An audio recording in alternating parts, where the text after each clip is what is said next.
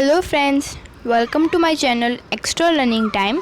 Today we are going to start class 4th English chapter Helen Keller. यानी इस video में हम देखेंगे class 4th English subject chapter है हेलन केलर. अगर आपने मेरी इससे पहले की वीडियो नहीं देखी है तो उन्हें ज़रूर देख लीजिएगा. और अगर आपको मेरी ये वीडियो पसंद आती है तो प्लीज़ मेरी वीडियो को लाइक कीजिए और चैनल एक्स्ट्रा लर्निंग टाइम को अभी सब्सक्राइब कर लीजिए ताकि जैसे मैं अपने नेक्स्ट वीडियो डालूँगी वो आप तक ज़रूर पहुंच जाए और आपका कोई भी चैप्टर मिस ना हो. Helen Keller. It was the summer of 1880. यानी 1880 ईयर था जब समर का टाइम चल रहा था. A healthy baby girl was born in a small town in Alabama. यानी कि एक स्मॉल सी बेबी पैदा होती है. जो गर्ल होती है वो काफ़ी हेल्दी बेबी होती है जो कि एक छोटे से टाउन अलाबामा में पैदा होती है. Her parents loved her dearly and named her Helen Keller. यानी उसके जो पेरेंट्स थे उसे बहुत प्यार करते थे, उसका नाम हेलन केलर रखा. One day the baby become ill and day after day her fever stayed high. यानी कि एक बार क्या होता है, वो जो बेबी होती है ना वो बीमार हो जाती है. इल यानी बीमार हो जाना, कोई तकलीफ़ आ जाना. तो फिर जो बीमार हो जाती है तो हर दिन पर दिन उसका जो फीवर होता है वो बढ़ता चला जाता है, यानी कम होता ही नहीं. Everyone in the family tried to help her to get better, but all they could say was, "There is nothing more we can do. The baby may not live."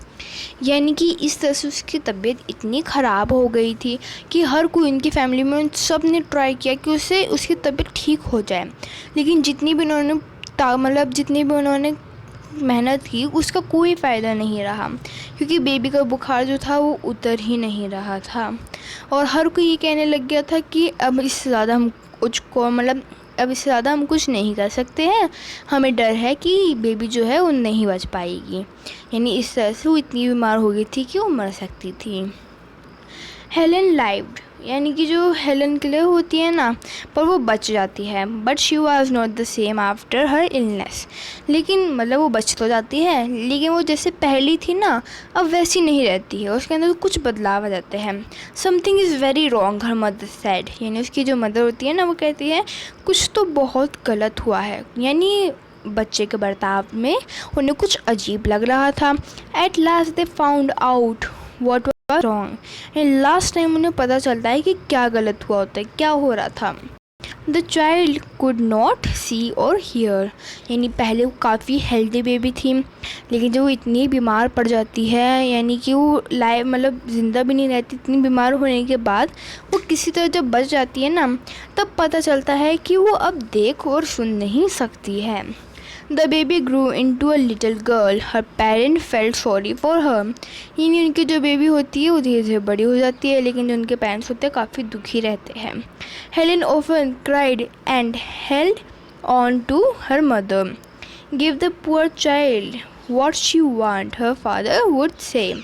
यानी कि हेलन कई बार ऐसे दुखी होकर रोने लगती है और अपनी माँ के पास चली जाती है तो उसके फादर कहते थे कि वो क्या चाहती है उसे वो दो. लेकिन बेचारी बोल नहीं पाती, वो देख नहीं पाती ना ही सुन पाती है तो क्या कर पाते.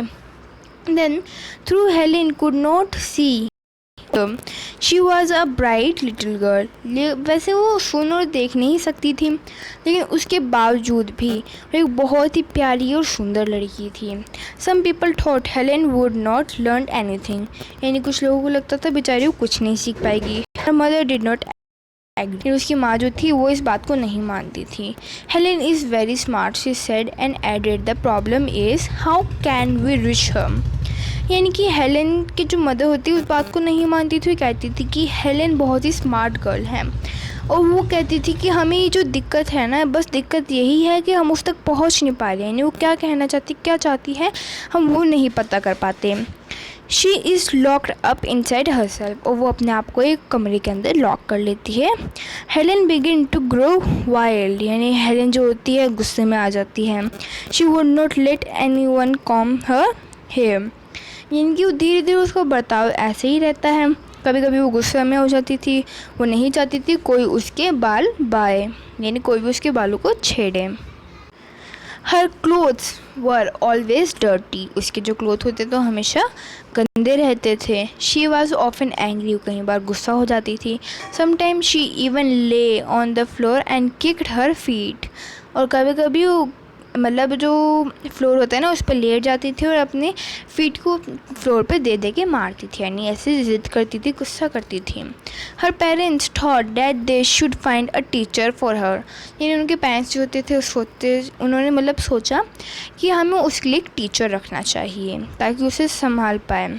मिस सुलीवन यानी एक होती है, लेडी होती है जिन्हें वो उसके टीचर बनाती है। A young teacher agreed to help Helen to learn to see the world, यानी कि एक टीचर होती है जो कि मान जाती है हेलेन की मदद करने के लिए ताकि उसे सिखा पाए और ये दुनिया दिखा पाए, यानी ऐसे देख नहीं सकती थी पर दुनिया के बारे में जान पाए, वो इस चीज़ में हेल्प करने के लिए मान जाती है।